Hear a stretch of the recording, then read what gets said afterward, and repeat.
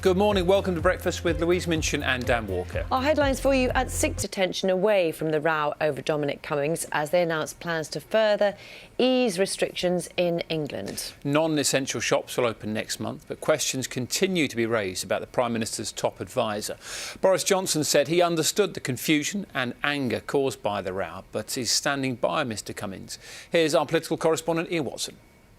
And we'll be speaking to Michael Gove from the government at 7:30 this morning. In the meantime, the Prime Minister has set out plans for some businesses to reopen in England. Now, you might have seen this. Outdoor markets and car showrooms will reopen from the 1st of June, if it's safe to do so. That's followed by other non-essential shops on the 15th of June. Sean's got more detail as well. It's not that far away. So as we all await a coronavirus vaccine, doctors and scientists in England have been looking at different ways to treat those who are severely affected by the disease. And it's hoped that plasma therapy could offer a solution. It's a process which sees recovered patients donate their blood, which contains antibodies. Our health correspondent Laura Foster has been finding out more about it. Oh, sorry to interrupt. Like a ventriloquist dummy there. I'm fascinated to speak to him later. I was going to say the same thing, actually. We'll be discussing that about 7:20 this morning. Yeah. The scientists leading the UK's largest coronavirus tracking project says that people will have probably died prematurely as a result of attending two major sporting events that took place in March. One other story to bring you this morning. Imagine coming face to face with a wild bear. That's what happened to a young boy in Italy who was enjoying a picnic with his family. Have a little look at this. In a minute, the 12-year-old has been praised for his bravery after the potentially terrifying encounter which happened in the Dolomites mountain range in the north of the country. Tim Allman has the story. My goodness. Wowzers. I mean, that is... As a mum, I'm not sure I could have kept that calm, but that was obviously the right thing to do. There's all sorts of the things bear that have gone wrong. didn't want to do anything, did it? It was absolutely fine. Just having a little look. But I'm glad there's a happy ending to that one. Yeah. Just going up to 6:15 as plans are announced to ease more of the lockdown restrictions in England, including reopening of outdoor markets and car showrooms from the 1st of June and other non-essential shops from the 15th of June. More people will begin using public transport and, of course, returning to work. So as some of the rules are relaxed, what are the risks of being infected with coronavirus? Our science editor, David Shukman, has been looking at the very latest research. I'm sure have a look at the front pages of the newspaper. I've seen, if you follow BBC Breakfast on various social media channels, that we mentioned that we've got Michael Gove coming on, who does know Dominic Cummings rather well. He's going to be here at 7:30, and I know lots of you have already sent in many questions, some points of clarification. I know some people are watching this morning and think it's time to move on, but I think others are watching and would like to ask some questions of Mr Gove about what Dominic Cummings was doing. So we'll do that at 7:30 this morning. Yeah, do feel free to send in things. So we have a look inside the inside pages. I rather like this story. This is about Elizabeth Cook in circles. Her first victory was a 90-mile contest in which her dad's bird was fourth. And that's lovely, and he'd worried that she might do so badly she'd be put off for life, but not at all. She's obviously very talented, spends hours looking after the birds and giving them breakfast and studying every single movement that they make, which is brilliant. Are you a watcher of The Last Dance? I can't remember whether you've watched it or not. No. OK, so if you don't know, this is the Netflix documentary which sort of centres on Michael Jordan and talks about the success at the Chicago Bulls in the 1990s. And we're going to be speaking to B.J. Armstrong. Sally's going to be talking to this fella who is one of those Chicago Bulls players who was in that dressing room with Michael Jordan in the 1990s. It's got quite a few people talking because Michael Jordan, obviously a serial winner, and Chicago Bulls were very successful. But did he cross the line on any occasions? His style, because he demanded the best not only of himself but of those around him as well. So interesting to hear what B.J. Armstrong has to say to Sally about that. We're talking about white storks last week as well. Remember the white stork? Was that last week? I can't really remember. Anyway, I don't remember the white storks. I thought we did a bit of white storks. We covered it last week. More white stork news in the papers today. And this is fire and rescue services do an amazing job in all sorts of different ways, don't they? Of course, fighting fires, but other things as well. And this is and freeing her. Good work. Well, we've got some lovely guests coming your way today. What we've enjoyed doing over the last few weeks is showing you how very creative people have been putting a smile on our faces during a lockdown. We've got a brilliant cellist called Samara Ginsberg, who essentially has been playing popular tunes on her cello and playing all the various parts herself, including the Knight Rider theme tune. She's going to be here at 10 to 8 this morning. Lots of things to look forward to. 21 minutes past 6. The evacuation of more than 300,000 Allied soldiers from the beaches of Dunkirk from 1945 is still regarded as one of the most successful rescue missions in history and a turning point in the Second World War. A fleet of little ships, including sailboats, trawlers and lifeboats, were used to ferry soldiers off the beaches and onto waiting Royal Navy and merchant ships. Well, 80 years... Was Robin Gibson reporting for us. Fascinating, isn't it? Let's bring you up to date with some other news this morning. Seafronts across England were busy over the weekend as sun seekers tried to make the most of the bank holiday weather. With travel restrictions eased earlier on this month, crowds flocked to beaches in Bournemouth and Southend. But in other parts of the UK, where stricter lockdown is still in place, many tourist destinations remained quiet. Adam McLean has more. That's interesting pictures, aren't they? Let's find out what the weather's going to be like today and for the next 2 days. Carol's with us this morning. Morning, Carol. Well, they probably enjoyed those, won't they? Carol, thank you very much. Thank you. Good morning. It's 6:30. It's Tuesday morning, watching Breakfast with Louise and Dan. We'll get you the latest news and sport in a moment, but all that to come. But before that, here's a summary of today's main stories from the BBC. And the government is seeking to turn attention away from the Prime Minister's top advisor as they announce plans to further ease restrictions in England. You're right up to date with all the latest news. It's that time of the day where we have a look at some of the key coronavirus issues with a doctor, our GP this morning. Hear about your sort of concerns more widely about some of those other issues that people have outside of current concerns about the pandemic at the moment. Absolutely. 6:37. Sally's here. Morning to you, Sal. Morning, yes. Excellent. I mean, I loved watching that, Sally. I'm in. Thank you if I had time. Thank you very much. Now, more businesses in England could be able to reopen from next week. This is something that Sean is looking at for us this morning. Sean, but you did stipulate earlier, for all those thinking about getting their hair cut, it's not about hairdressers at the moment, is it? Well, just one little thought from people already getting in touch. So Christine, for example, says, I'm not interested in going to the shops. I want to see my mum and grandchildren. I mean, some people will be interested, but, you know, there's also that point of view as well. Sean, thank you very much. See you later. Let's bring you a bit more information on our top story now. The government's scientific advisors say it's more important than ever that people adhere to social distancing rules, particularly as some retailers, as Sean has been talking about, are due to reopen next month. However, concerns have been raised that the Prime Minister's decision to back Dominic Cummings may undermine this message at a critical time. Let's speak now to Professor...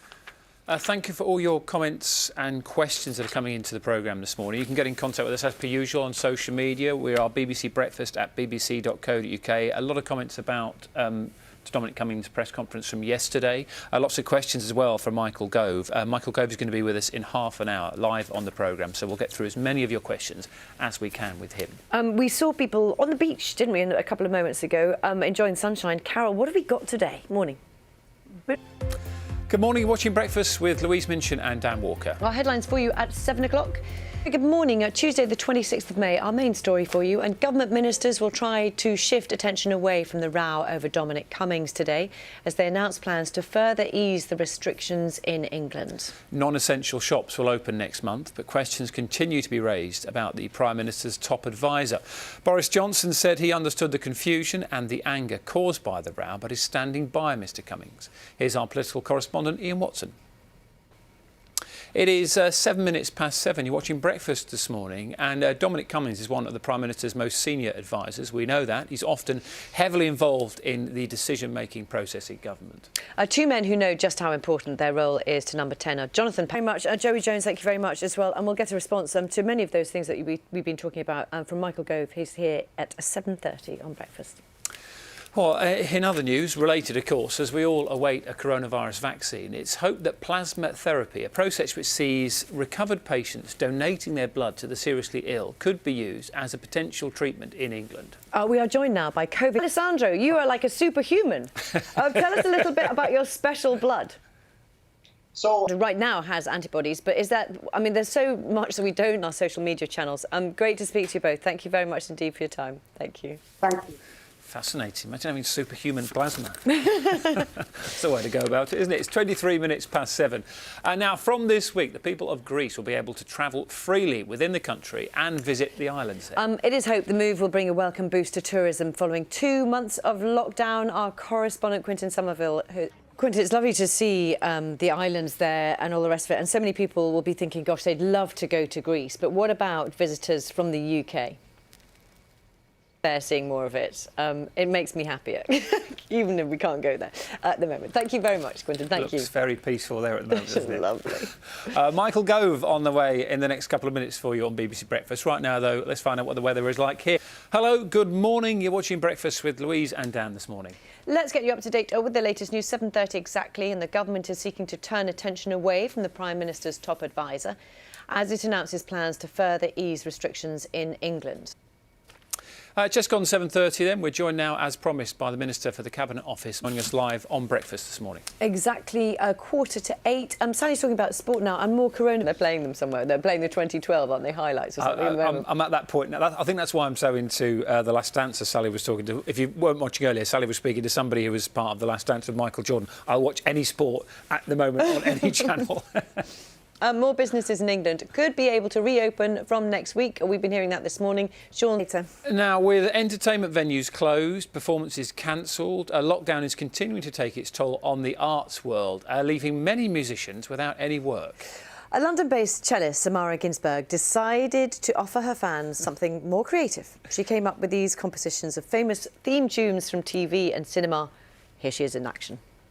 I think I should give that a round of applause. That was Tamara's cover of Three Scores, The Knight Rider theme, Imperial March and Inspector Gadget. Morning to you. Shows you how versatile the cello is as well. You can play all those different parts. I'm sure Stringfellow Hawk's in Airwolf. Am I confusing that with Street Hawk? Anyway, I'm sure it is. Anyway. Carol, morning. Good morning. Welcome to Breakfast with Louise Minchin and Dan Walker. Our headlines for you at 8 o'clock. Government Office Michael Gove has defended the actions of the Prime Minister's top advisor, describing him as a man of honour and integrity. Mr Gove told this programme that Dominic Cummings' actions were reasonable and that in certain circumstances the restrictions allow for flexibility. Well, let's talk I've got some amazing pictures to show you now. Imagine coming face to face with a bear. This is what happened to a young lad in Italy when he was out enjoying a picnic with his family. The 12-year-old has been praised for his bravery after a potentially terrifying encounter which happened in the Dolomites mountain range in the north of the country. Tim Allman has the story. What a super calm young boy. Incredible, isn't it? And parents as I do well. wonder what, yes, as a parent, I wonder what you would be going through your mind if that was happening to your child. 8 minutes past 8, our main story. Dominic Cummings has faced several days of criticism for his decision to travel from London to County Durham during lockdown. Speaking at a press conference in the Downing Street Rose Garden, he said he wanted to clear up the confusions and misunderstandings, but said he has not considered resigning. Let's take a look at what we know so. Well, yesterday, many of you may have watched the news conference Dominic Cummings made defending his actions. Well, after that, the Prime Minister then once again defended his key advisor. It's 16 minutes past 8 now. Dominic Cummings' trip to Durham has been dominating the newspapers over the bank holiday weekend. The Daily Mail and the Northern Echo are just two papers which feature the story all day, wasn't it? It's 8:25. You're watching Breakfast. Thanks for being with us this morning. Now, the evacuation of more than 300,000 Allied soldiers from the beaches of Dunkirk in 1940 is still regarded as one of the most successful rescue missions in history. A fleet of little ships, including sailboats, trawlers and lifeboats, were used to ferry soldiers off the beaches and onto waiting Royal Navy and merchant ships. That was Robin Gibson reporting on that for us. What an amazing operation that was. Let's find out what's happening with the weather. Carol has got it for us today. What a lovely picture behind you, Carol. Good morning. Good much, Carol. Some people might enjoy that, I think. Thanks a lot. It's a warm old week, isn't it? It's 8:30. You're watching Breakfast with Louise and Dan this morning. So, in the last hour, Minister for the Cabinet Office, Michael Gove, has defended the actions of the Prime Minister's top advisor, describing him as a man of honour and integrity. Seafronts across England were busy over the weekend as sun seekers tried to make the most of the bank holiday weather. With travel restrictions eased earlier this month, crowds flocked to beaches in Bournemouth and Southend. But in other parts of the UK where there are stricter lockdowns in place, many tourist destinations remained quiet. Here's Adam McLean with more. Oh, well, let's talk right now to Malcolm Bell from... Planning on how they'll sort of work things out with those new regulations. It's going to be very interesting to see how it works. And you think of those places in Cornwall; they're so small and so tightly packed, and yet they rely on the business. So that's the big balance to find, isn't it? And also, we need to know the date as well. Might be the 4th of July. We've got more detail on when retailers can reopen in the next few weeks. So Sean's looking at difficulties up for everybody. Sean, thank you very much. From DJing to the BBC News theme tune to families singing together, the last 9 weeks of lockdown have seen some maybe surprise performers propelled into the spotlight. We love this one. The latest to become an online hit is an 88-year-old grandma from Kidderminster whose dancing on TikTok has earned more than 30 million views. Let's look at her moves. Well, the dancing grand, Ruth Rudd. Thank you so much for joining us. So, Ruth, I mean, you're clearly a mover. When did you start doing these things? I mean, doing these. OK, officially love Ruth. You've got to, if you haven't seen them, you've got to go watch them as well. They're absolutely brilliant. I know, as Ruth says, it has been a strange old time, and there have been some terrible things to talk about, but also we've been able to speak to people like her who are just so wonderful to put a smile on their face. And early on, in the early days of lockdown, this was one of my favourite stories. Do you remember? Oh, the goats. Yeah, in the empty streets of Llandudno, played host to a new meaning of herd immunity when a video emerged of wild goats, I mean, running riots, really, munching on garden plants in the centre of the seaside town. The Kashmiri goats soon gained worldwide attention, and their antics have helped actually raise money for the local hospice, £50,000. Here's a reminder of exactly what happened. Are you watching? We're still on. Joining us now is Margaret Hollings, who's head of fundraising at St. Sorry, it's been wonderful to speak to you, and I love the T-shirt. Thank you very much. Well done, Margaret. That is it from us. Thank you. We'll see you from 6 o'clock tomorrow morning. Yeah, enjoy the rest of your day. Have a lovely one. Bye-bye.